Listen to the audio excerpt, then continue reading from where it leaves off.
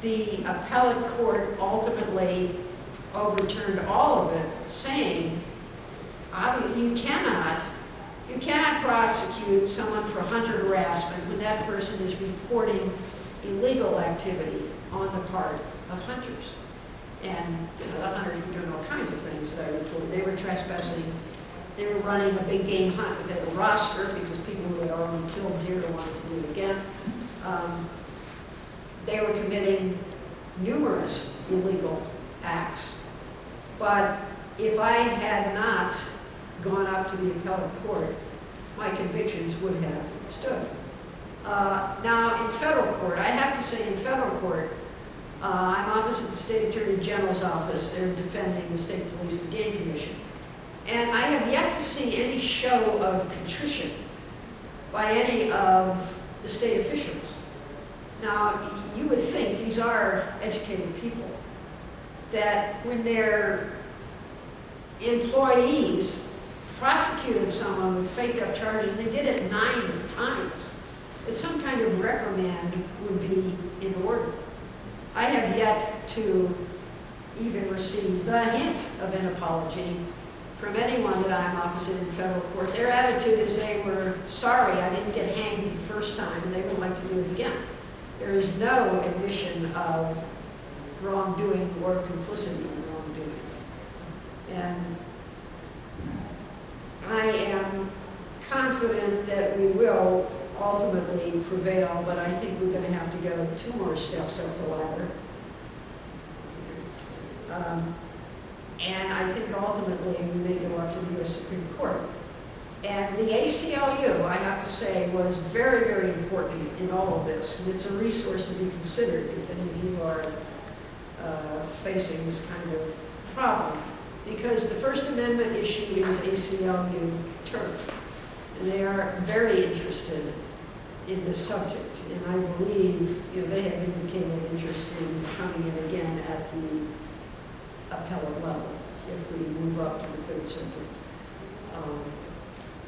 So I think that does give me some hope, but you need to understand what you are up against. When even federal authorities, that's about as blatant a violation as you can hope to describe. I say to 2 hunters, you're already breaking the law. I don't think you should shoot at that school bus. And for that, I'm successfully prosecuted. The power of the lobby that exists should not be underestimated. And in closing, this has to be very brief and very general, but we all have the right of, the constitutional right of self-defense. I defended myself by raising my voice. That's what I did. For that, I was arrested. We also have the constitutional right to protect property. We have the doctrine of no retreat. If you're on your home ground, you are backed up as far as you can go. You're not required to retreat further. I feel that I'm on my home ground. I'm in First Amendment territory, and I don't intend to back up. Thank you.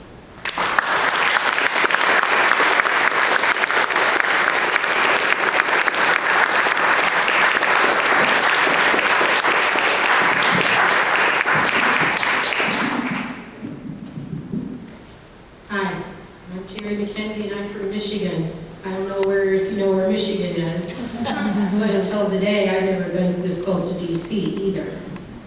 Nice place. I'm a victim of the Hunter Harassment Law too. A little bit different circumstances than Jan or Kathy here. I had broke my arm October 14th of 2009.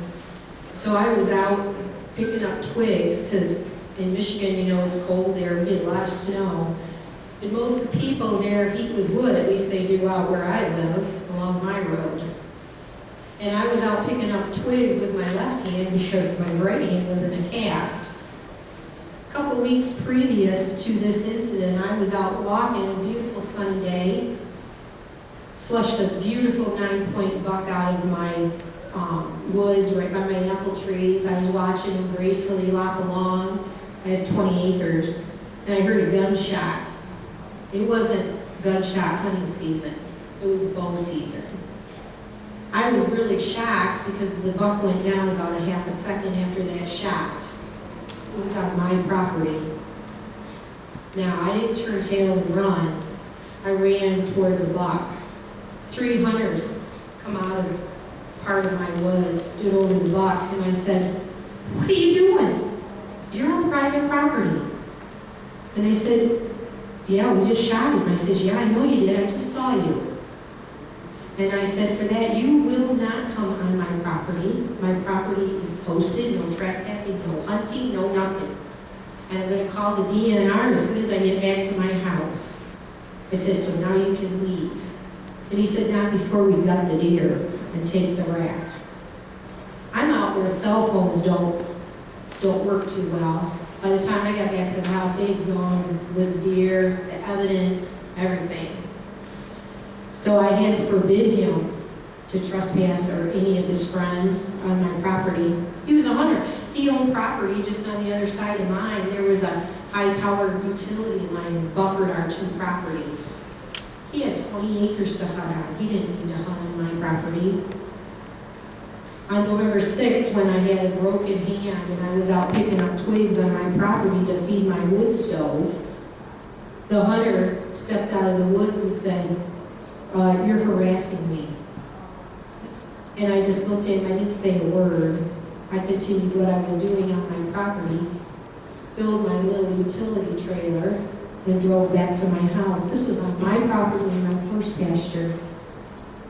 A month later, a DNR officer showed up. I invited him in my home, thinking it was on the complaint that I filed against these 3 hunters trespassing. No. I was making a fire at the time in my wood stove that sits right in the middle of my living room. He says it's regarding your hunter harassment of the hunter. He says you were making too much noise putting wood into your trailer. I showed him my broken hand and I said, "You have got to be kidding." And I got really angry.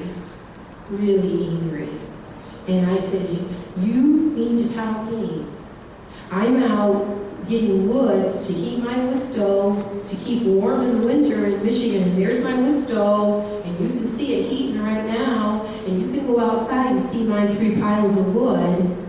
There was no intent to harass that man. He was illegally hunting at the time, besides. I never admitted. He says, "Well, I can give you a citation, $50 fine if you admit it." I says, "I'm not guilty, I didn't do anything wrong." He left. A month later, I got the warrant, the letter in the mail, turn yourself in, otherwise we're going to come and arrest you. So I did. Spent 3 hours in a locked jail cell.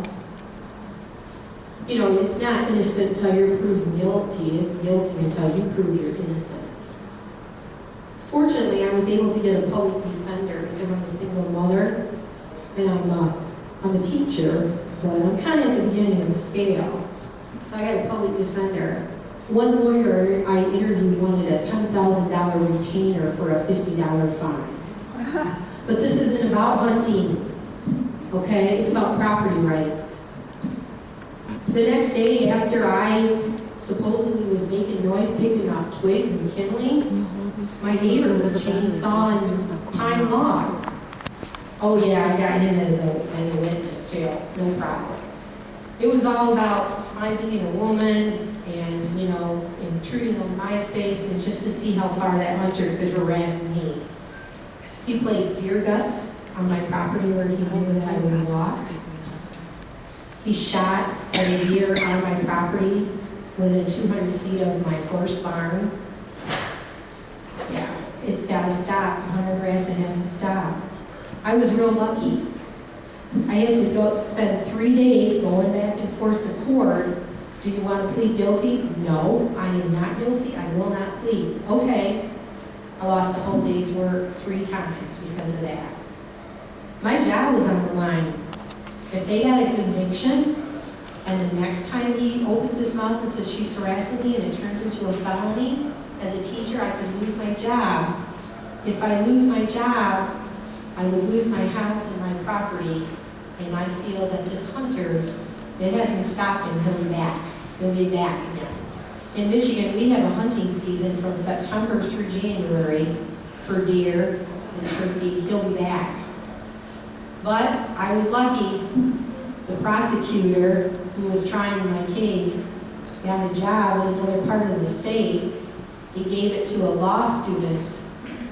The law student, not knowing what to do with it, contacted my lawyer, and my lawyer, my public defender, convinced the law student to dismiss the case. So I'm one of the lucky ones. The case was dismissed.